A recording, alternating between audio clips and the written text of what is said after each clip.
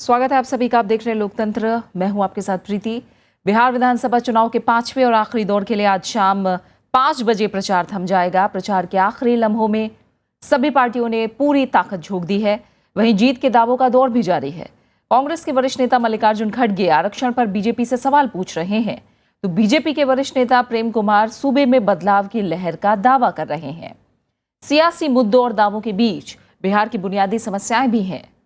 आइए शुरुआत करते हैं आज के लोकतंत्र की हेडलाइंस के साथ।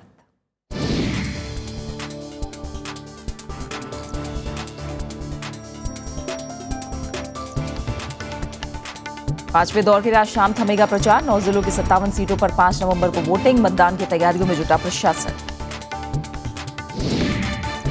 प्रचार के आखिरी दिन सभी पार्टियों ने झोंकी ताकत। केंद्रीय मंत्रियों की जनसभाएं, नीतीश लालू की रैलियां।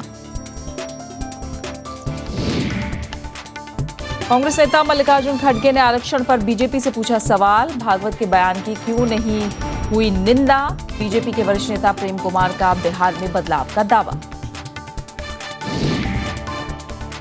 कोसी की बाढ़ से 2008 में क्षतिग्रस्त पूर्णिया कटिहार रेल सेवा अब तक बहाल नहीं। जनता का जनप्रतिनिधियों पर लापरवाही का आरोप।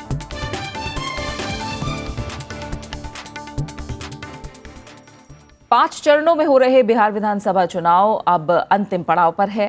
5वें दौर के लिए आज शाम 5 बजे प्रचार थम जाएगा। इसके बाद सभी पार्टियों के उम्मीदवार घर घर दस्तक देकर मतदाताओं को लुभाने की कोशिश करेंगे। प्रचार के आखिरी लम्हों में सभी पार्टियों ने धुआंधार प्रचार की रणनीति बनाई है। महागठबंधन के लिए मुख्यमंत्री नीतीश कुमार और लालू यादव आज कई रैलियों और जनसभाओं को संबोधित करेंगे, तो एनडीए के लिए केंद्रीय मंत्रियों समेत बीजेपी और घटक पार्टियों के दिग्गज प्रचार के रण में उतरेंगे। बिहार चुनाव के इस आखिरी दौर में 5 नवंबर को 9 जिलों की 57 सीटों पर मतदान होगा। उधर आखिरी दौर के मतदान के लिए प्रशासन ने भी तैयारियों को अंतिम रूप देना शुरू कर दिया है। बिहार चुनाव में अब तक 186 सीटों पर वोटिंग का काम पूरा हो चुका है और अब 5 नवंबर को 57 सीटों पर मतदान के बाद 8 नवंबर को सभी 243 सीटों के नतीजों का ऐलान होगा। किशनगंज से हमारे संवाददाता रवींद्र सिंह शोरान हमारे साथ जुड़े हैं, उनका रुख करेंगे। रवींद्र, आज कह सकते हैं कि एक आखिरी जोर सभी दलों के पास लगाने का मौका है मतदाताओं को अपने पक्ष में करने के लिए। किस तरह का प्रचार नजर आने वाला है आज? देखिए, जो 5वां दौर है प्रीति, ये सबसे अहम है, सबसे चर्चित रहा है अभी तक का। चुनाव शुरू होने से पहले ही 5वां दौर जब जिक्र होना शुरू हुआ था, तब से लगातार ये चर्चा में है, क्योंकि इसमें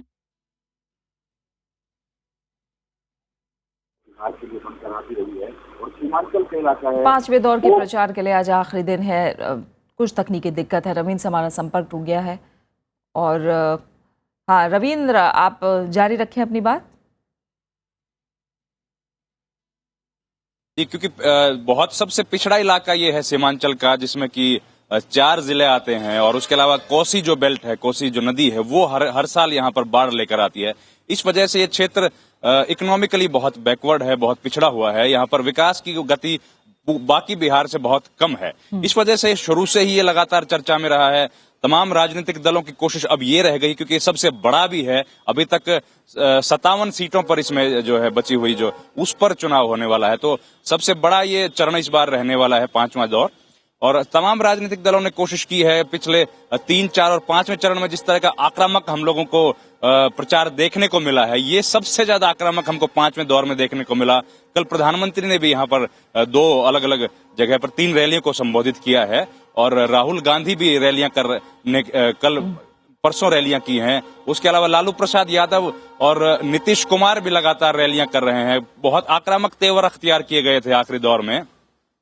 उस वजह से बहुत महत्वपूर्ण ये चुनाव है, क्योंकि ये 57 जो सीटें हैं, इनमें इस तरह का जो डेमोग्राफिक जो इसकी स्थिति है, जो कॉम्बिनेशन इस तरह से माना जा रहा है समीकरण की, ये ज्यादातर ये जो सीटें हैं, इनमें बीजेपी का कमजोरी दिख सकती है और जो दूसरे दल हैं वो उनको कुछ इसमें लाभ होता हुआ राजनीतिक पंडित ऐसा मान रहे हैं। इसलिए जो है अब बिहार में जो नई विधानसभा बनेगी उसकी शक्ल को देने में बिहार की ये 57 सीटें सबसे ज्यादा अहम रोल प्ले करने वाली हैं। इसी वजह से सब राजनीतिक दलों ने, खासतौर पर बीजेपी ने तमाम अपने बड़े नेताओं को, शीर्ष नेताओं को चुनाव मैदान में यहाँ पर उतारा। लगातार वो प्रयास कर रहे हैं कि किसी तरीके से वोटर्स को अपने जो मन की बात है वो बता पाए, उनके विजन डॉक्यूमेंट के बारे में बता पाए। इसी तरीके से लालू प्रसाद यादव और नीतीश कुमार का जो महागठबंधन है वो भी लगातार कोशिश यही कर रहे हैं कि लोगों से मिलकर उनसे बताया जा सके कि उनका विजन क्या होगा अगर बिहार में उनकी सरकार बनती है। नीतीश कुमार ने क्या क्या काम किए हैं वो सब बातें जनता से शेयर करने की लगातार यहाँ पर कोशिश की जा रही है।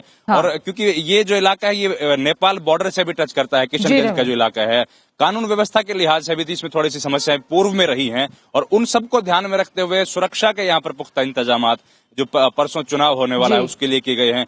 करीब 600 कंपनियों की तैनाती केवल 5वें चरण में की गई है और इन सबको ध्यान में रखते हुए यही कहा जा सकता है कि 5वां चरण जो है वो अब तमाम राजनीतिक दलों के लिए एक साख की लड़ाई बन गई। बहुत बहुत शुक्रिया रवीन, आपने प्रचार के साथ साथ हमें तैयारियां और समीकरण सभी की जानकारी दी। इसके लिए आपका बहुत बहुत शुक्रिया हमारे साथ जुड़ने के लिए। फिलहाल और आगे बढ़ते हैं, 5वें और आखिरी दौर के लिए अब चंद रोज बचे हैं, लिहाजा चुनाव प्रचार चरम पर पहुंच गया है। एनडीए की तरफ से प्रधानमंत्री नरेंद्र मोदी ने मोर्चा संभाला और 3 चुनावी सभाओं को संबोधित किया। उन्होंने महागठबंधन पर तीखे प्रहार किए। वो दिन रात यही कहते हैं, मोदी बिहार क्यों आते हैं? क्या बिहार आना गुनाह है क्या? उनको डर क्यों लगता है भाई? कुछ इसी अंदाज में प्रधानमंत्री ने आखिरी दौर की आखिरी चुनावी सभाओं का आगाज किया। बिहार के लोगों के आशीर्वाद के कारण बैठा हूं।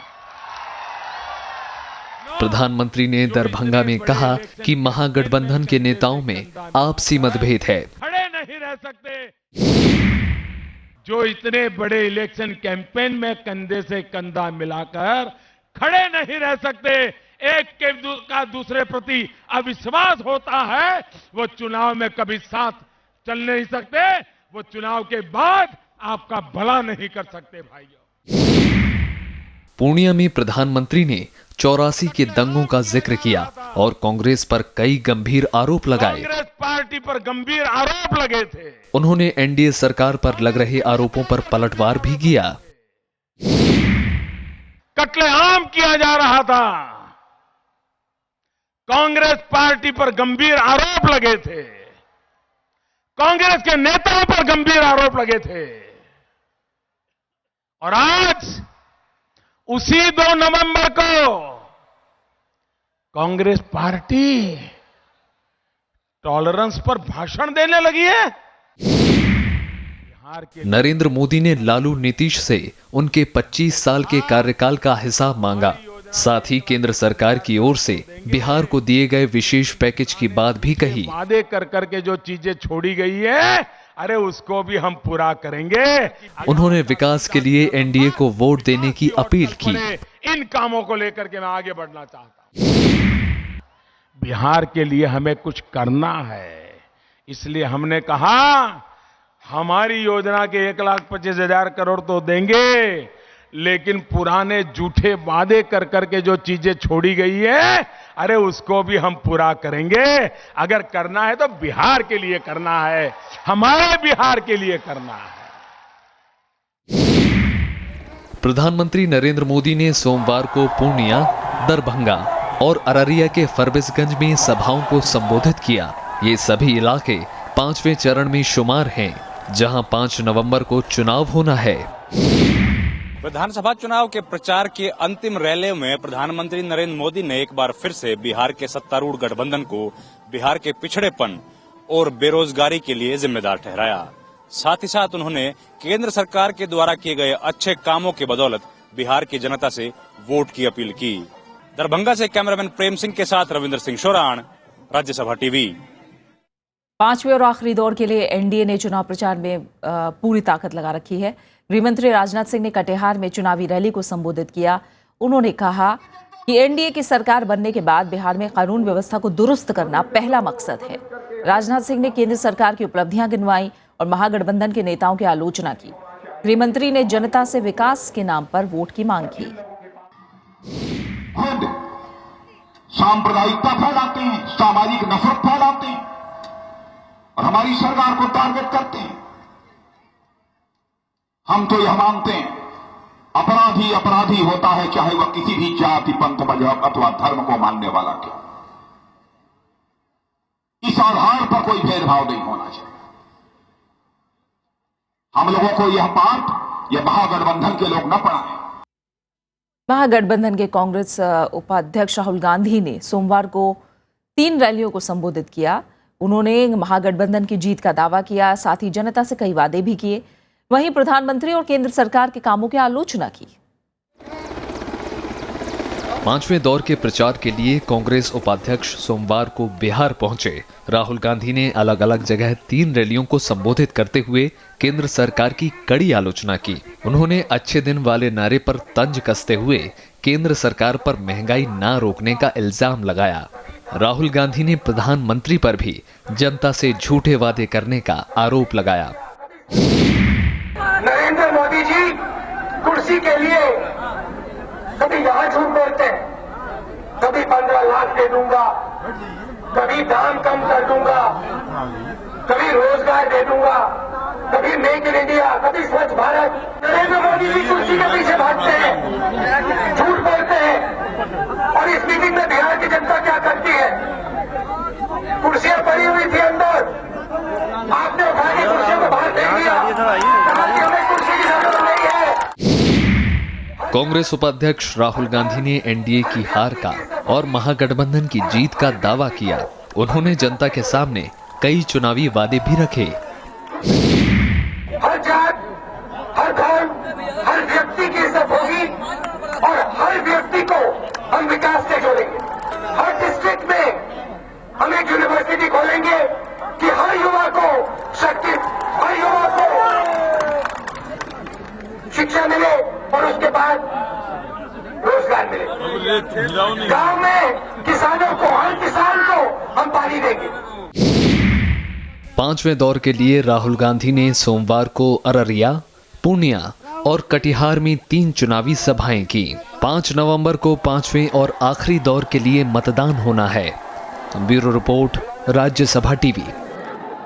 बिहार चुनाव में अब महज 57 सीटों पर वोटिंग बची है। सियासी लिहाज से दोनों गठबंधनों के लिए ये सीटें बेहद अहम हैं। नीतीश कुमार इन सीटों पर महागठबंधन को जीत दिलाने के लिए जुटे हुए हैं। सोमवार को हुई करीब 6 रैलियों में उन्होंने अपनी जीत के दावों के साथ एनडीए की जमकर आलोचना की। बिहार में चुनाव का 5वां और आखिरी दौर बचा है।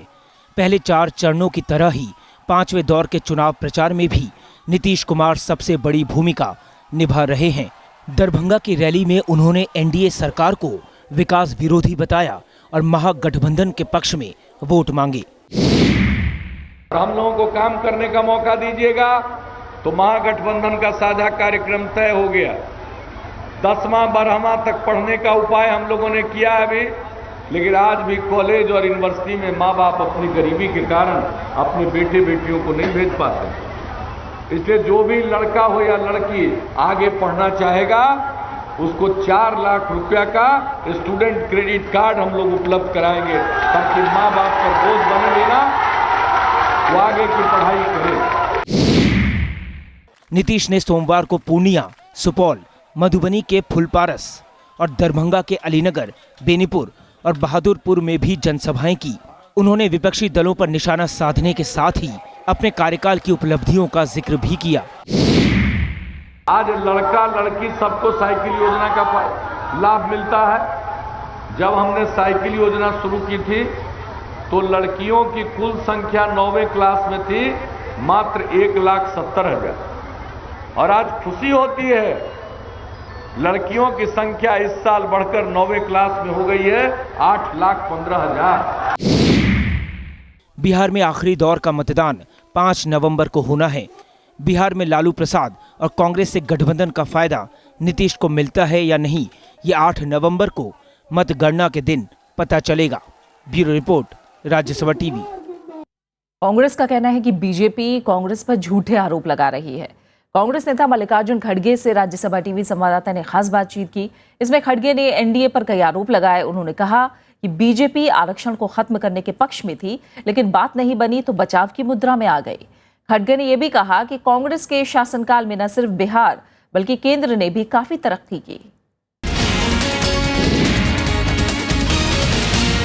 इस वक्त हमारे साथ कांग्रेस के वरिष्ठ नेता मल्लिकार्जुन खड़गे साहब हैं। सर, आरोप प्रत्यारोप का दौर चल रहा है, बहुत तरह तरह के बयान आ रहे हैं आपके गठबंधन के खिलाफ बीजेपी की तरफ से, चाहे वो जात पात की राजनीति करने का बयान हो या फिर गलत दावे करने का बयान हो। आखिरी समय है, क्या जवाब देना चाह रहे हैं आप? आप देखिए, जितने भी बीजेपी के नेता लोग हैं, जो भागवत ने कहा उसको सपोर्ट करने की कोशिश की, उसको कंडम करने की कोई भी बात नहीं की। जब उनकी जमीन खिसक रही थी यहाँ पर बिहार में, तब उनको याद आ गया और मोदी जी कहने लगे कि हम आरक्षण रखेंगे, जब तक मैं जिंदा हूं तब तक कोई हाथ नहीं लगा है। इससे ये जाहिर होता है उनके नियत में और नीति में बहुत फर्क है। एनडीए के लोग कह रहे हैं कि 65 साल राज किया महागठबंधन के लोगों ने, 40 साल कांग्रेस, 15 साल आरजेडी, 10 साल नीतीश कुमार, और अब रेफरेंडम इस 65 साल के राज पर है। 1.5 साल जो एनडीए की सरकार रही उस पर नहीं है। गलत सवाल उठाए जा रहे हैं। देखिए, 65 साल जो हुकूमत की, हम उसका हिसाब देंगे। इस देश में इतने स्कूल थे, इतने कॉलेज थे, और जो मेडिसिन सर्कल में, सिडनी में, दूसरे देशों में जाके जो ग्रेजुएट लोगों से तालियां बजा लिए, वो लोग इन्हीं के जमाने में पैदा हो गए हैं क्या? उतने इंजीनियर इन्हीं के जमाने में हो गए, इतने डॉक्टर इन्हीं के जमाने में हो गए हैं, इतने स्कूल इन्हीं के जमाने में खोले हैं, इतने इंजीनियरिंग कॉलेज, आईआईटी, इतने पब्लिक सेक्टर्स क्या इन्हीं के जमाने में हो गए हैं? तो क्या ये बिहार चुनाव 1.5 साल की एनडीए की सरकार पे रेफरेंडम माना जाए? देखिए, रेफरेंडम की बात नहीं करता हूँ। जो गलत बात लोगों को वो बता रहे हैं और वो ये कह रहे हैं 65 साल में कुछ नहीं हुआ। अगर कुछ नहीं होता तो मोदी आज प्राइम मिनिस्टर नहीं बनते। इस देश में लोकतंत्र को बचाने के लिए लोगों के हित में जो भी काम किया कांग्रेस ने किया है, और उसी के वजह से आज वो पार्लियामेंट्री डेमोक्रेसी में जिंदा है। फिलहाल एक छोटा सा ब्रेक, और ब्रेक के बाद आपको दिखाएंगे मधेपुरा के बुनियादी मुद्दे।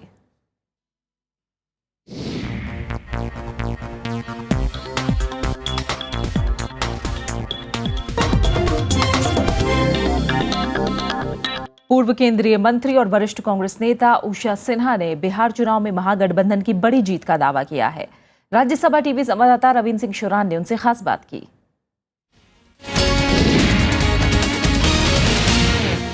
मैडम, बड़ा महत्वपूर्ण ये चुनाव आप लोगों के लिए है। 12 सीट पर आप लोग लड़ रहे हैं। किस तरह की आपको उम्मीदें हैं कि इस चरण में, जो अंतिम चरण है? खास करके आपने 5वें चरण का पूछा है तो बहुत महत्वपूर्ण है, क्योंकि वह जो क्षेत्र है वो कांग्रेस का गढ़ हुआ करता था। विगत वर्षों में वह क्षेत्र हमारे हाथों से चला गया, कार्यकर्ता घिसक गए और वहाँ के इश्यूज जो कांग्रेस को लेना था वो नहीं उठा सके।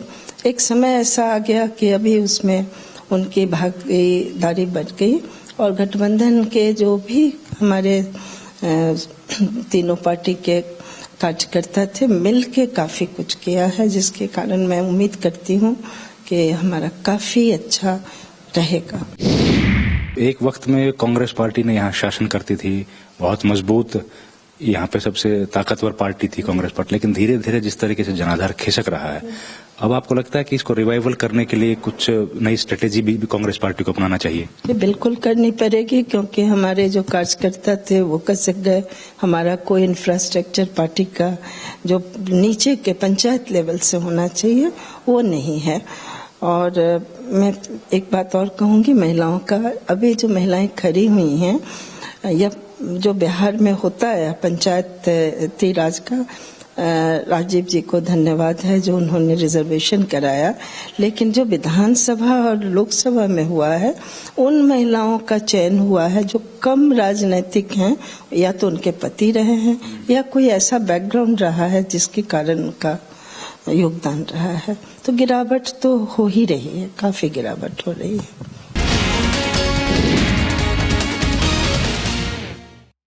पांच चरणों में हो रहे बिहार चुनाव के 4 दौर संपन्न हो चुके हैं। अब बारी 5वें दौर के मतदान की है, जिसके लिए 5 नवंबर को 9 जिलों की 57 सीटों पर वोटिंग होगी। आइए देखते हैं बिहार में अब तक हुए मतदान का सफर।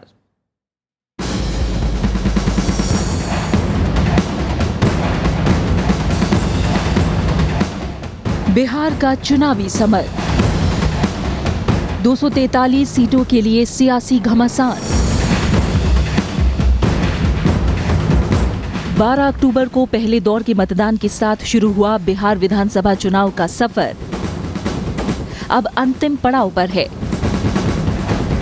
बिहार चुनाव के पहले दौर में 10 जिलों की 49 सीटों पर करीब 57% मतदान हुआ, जबकि 16 अक्टूबर को 6 जिलों की 32 सीटों पर वोट डाले गए।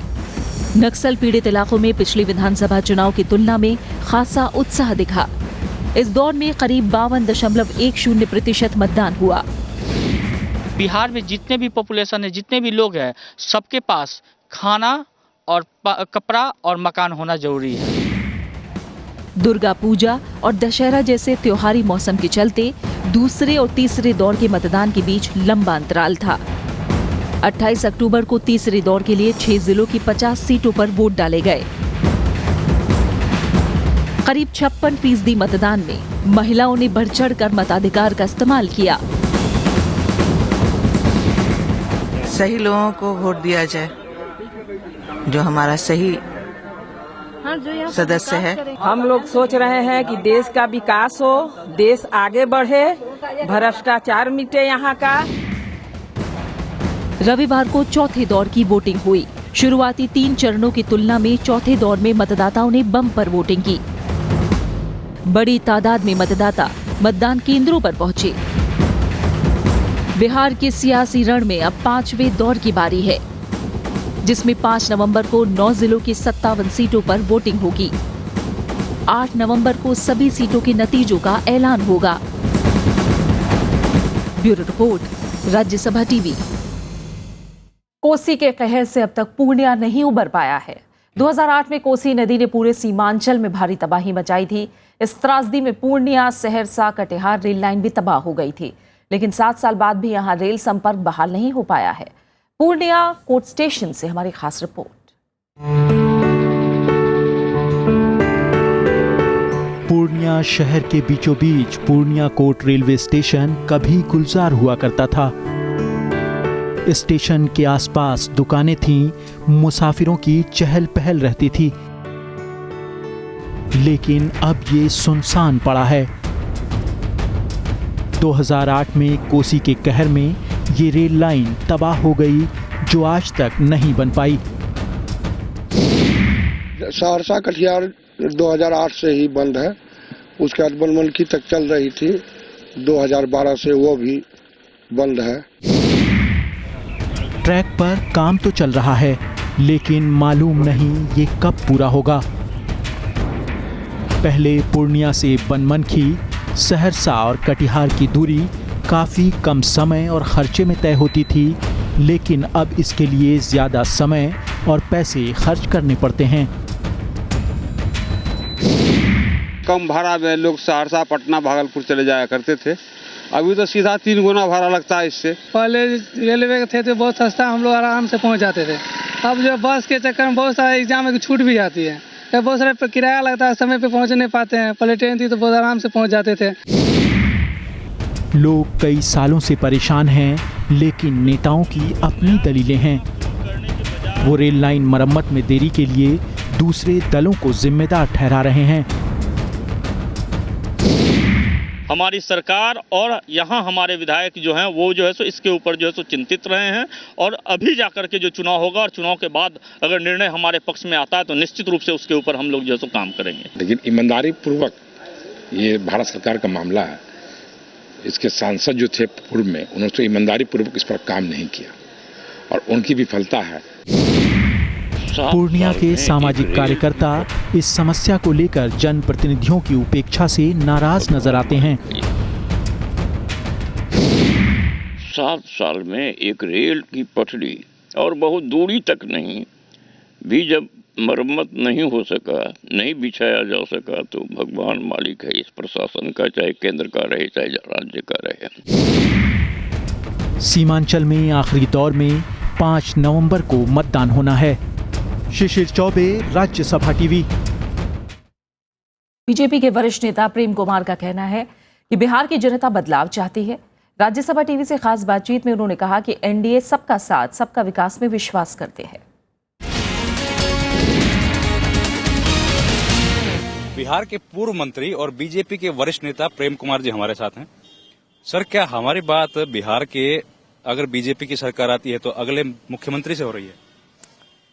यह तो पार्टी का संसदीय बोर्ड तय करेगा। मैं तो पार्टी की सेवा में लगा हुआ हूं और बिहार में परिवर्तन का जो हवा चल रहा है उसको अंजाम देने में हम लोग लगे हुए हैं।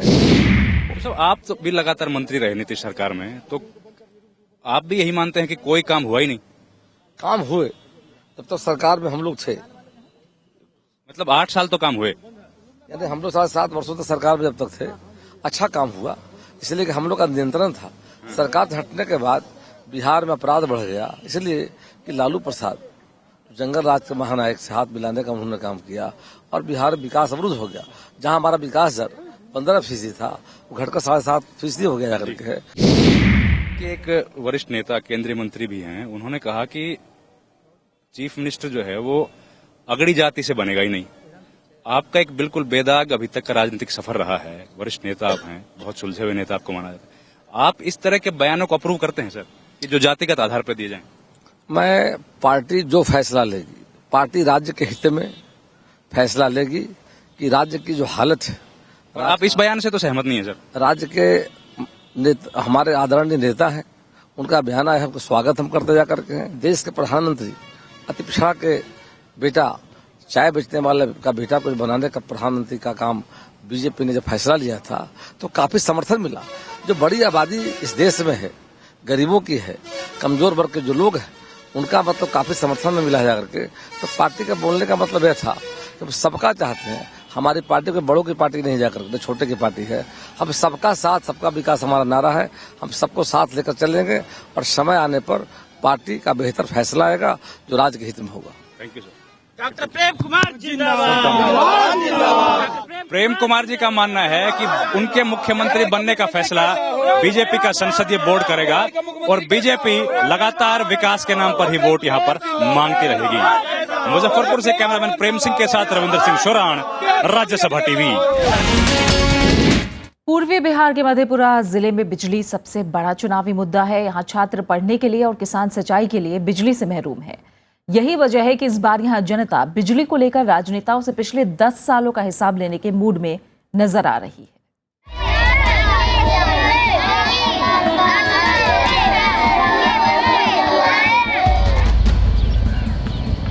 बिहार के मधेपुरा जिले में आज भी लोग बिजली की एक झलक पाने को मोहताज हैं। छात्र लालटेन में पढ़ाई करने को विवश हैं, तो दूसरी ओर पंपिंग सेट और बोरिंग मशीन बिना बिजली के बंद हैं, जिससे किसान परेशान हैं। आलम यह है कि किसान निजी पंप मालिकों को 2 गुना किराया देकर सिंचाई करने को मजबूर है। 2 पोस्ट के लिए अभी तक बिजली नहीं है हमरा गांव। अब विधानसभा चुनाव आते ही लोग सड़कों पर हैं। नेताओं को भी प्रचार में जनता के विरोध का सामना करना पड़ रहा है। जनता इस बार पिछले 10 सालों का हिसाब मांगने के मूड में है। पिछली बार मधेपुरा विधानसभा सीट से आरजेडी के चंद्रशेखर चुनाव जीते थे, लेकिन नेताओं के भी अपने अपने दावे हैं। बिजली के अभाव में काफी कठिनाई हो रही है और यहाँ अगर ये बोरिंग चालू हो जाती तो यहाँ 500 एकड़ जमीन का पटवन ढंग से होता। बिजली अगर रहती तो बिजली के चलते जो स्टेट बोरिंग बना हुआ है, जो पीएचडी का जो बड़ा बड़ा टावर लगा हुआ है, आज वर्षों से बंद पड़ा हुआ है, जनहित में कोई काम नहीं हो रहा है। तो उधर प्रशासन के भी अपने अलग तर्क है। नहीं, बिजली के लिए जो कार्यक्रम है वो ऑलरेडी पूरा तैयार पहले ही किया जा चुका है। 4 विधानसभा सीटों वाले मधेपुरा जिले में 5वें यानी आखिरी चरण के तहत 5 नवंबर को मतदान होना है। Bureau report, Rajya Sabha TV. और इसी के साथ फिलहाल लोकतंत्र में इतना ही। इजाजत दीजिए, नमस्कार।